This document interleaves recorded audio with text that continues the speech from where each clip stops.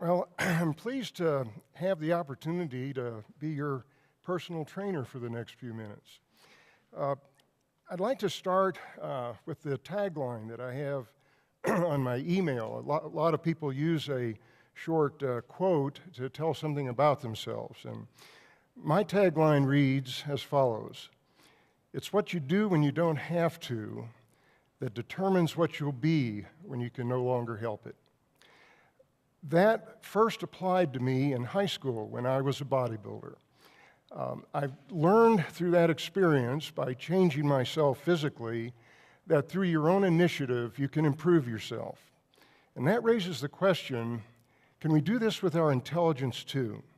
Can we work out and increase our intelligence? So what I would like to point out is that first, is that for many years, science didn't believe we could change our intelligence. Science thought that it was fixed at birth, and that was it. You've made the best of it. But fortunately, over the past decade, a little longer maybe, research has taken a turn for the better. We have found, for example, that students who understand how their brain works always perform better than those who don't when they're matched against all other conditions. So knowing how your brain works is important. This holds with bodybuilding. No successful bodybuilder exists that doesn't know how their body works, what the exercises are intended to accomplish. So we've got a match up so far. Now, another thing bodybuilders have that you don't see until you do it is they're always working at their margin of failure. And this is a very discouraging thing in a way, and so they have to make a decision to do the workout when they're supposed to do it, and then just do it. And finally, they need to get some sleep. Well, same thing applies in brain research, and from the results of brain research show that we have to make decisions when we're learning, and we have to act on them. And those, as you'll see later, those actions result in emotions, positive or negative. So let's step through this a bit and take a closer look. If we take a look at this is the left side of the brain, and we're interested in the area of the brain called the cortex where the arrows are pointing. And I've labeled these skill areas for the simple reason that we can grow our intelligence in each one of these areas. So you're going to walk out of here having a whole different idea about what learning skill means. So the sensory skills, if we start a learning cycle, the sensory skills take in what you're hearing, what you're seeing, your senses, and organize that. Many neuroscientists tell you see with your brain. But then there's more. It's more than just seeing things. You have to recognize them, and that's done by the memory area. Everything on your hard drive, the part of your brain that houses your long-term memory contributes to what you're hearing. Your understanding, right now your brain is asking, do I recognize what I'm hearing? What part of it do I recognize? What part of it that I'm seeing do I recognize? Most people have seen a picture of a brain. So taken together, the back of the brain, which we're talking about so far, constitute a view of both the present, what you're taking in, and the past, what you remember. And so far, we could have just been talking about a computer. Pretty much the same thing. Computers help us use the back of our brain better. But what makes us human is the front of our brain. The front of our brain is designed to make decisions.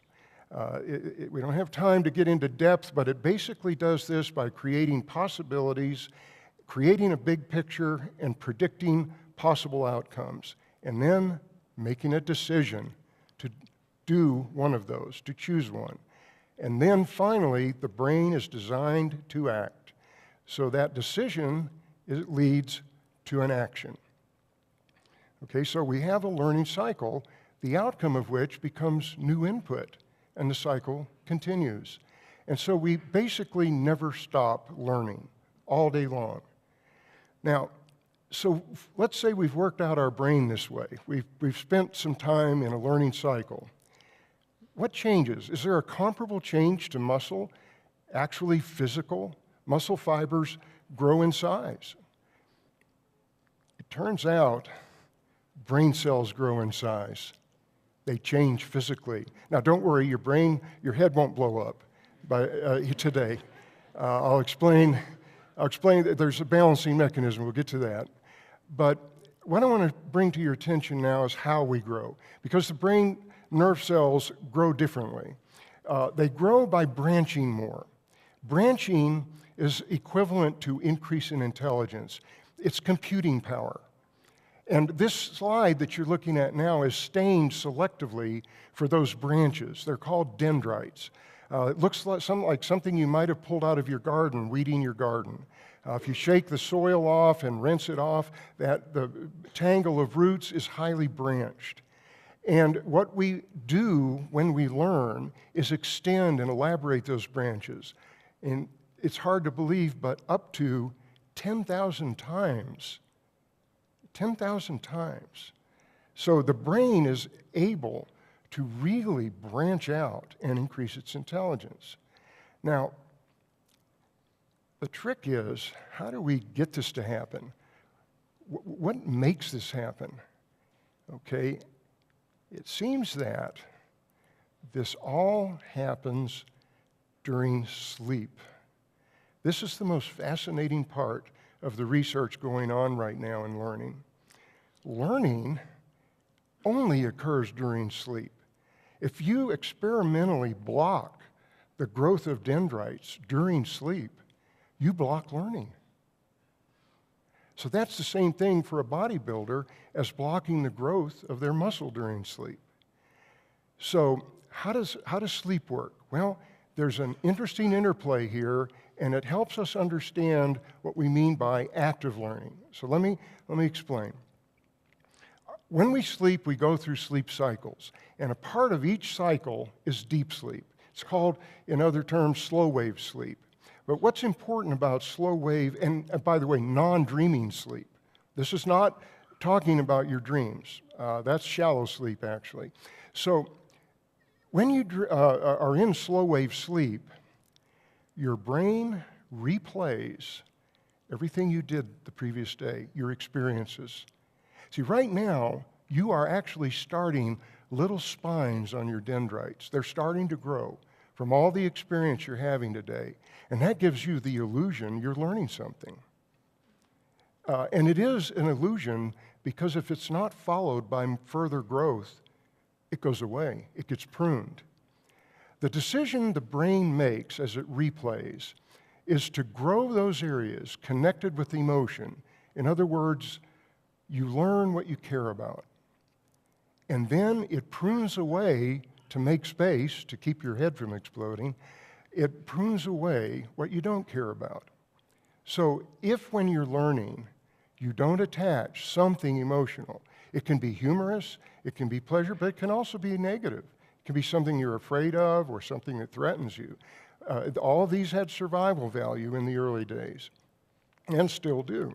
So the brain then learns by growing dendrites in reacting to emotion. And remember, emotion is a product of action. Therefore, active learning produces permanent learning or long-term learning. So I'm coming now to the exit ramp, and I want to kind of go back over this to drive home some points by giving you some pointers, some tips. If you want to develop your sensory skills, the research in brain research is showing that mindfulness meditation improves focus and attention. The memory area of the brain, which is actually a problem for big picture learners. Many of you out there recognize that you learn first through a big picture. Well, but you have a lot of trouble with details. So the thing to do there is just expand your big picture. If you draw concept maps, draw a bigger concept map, attach more details, and you've solved it. The front of the brain is hard for people that are good with details. They don't spend much time up there. So the way to deal with that is to extend your learning. Go beyond what's told to you and answer questions you derive. What, why, where, when, who. Let Kipling's 6 Honest Men guide you, and that will exercise that part of the brain. And then follow that. Follow that by talking to yourself. Talk out loud, like I'm doing.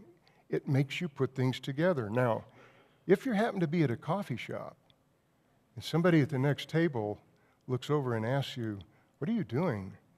Just tell them, "I'm working out." Thanks for letting me be your personal trainer.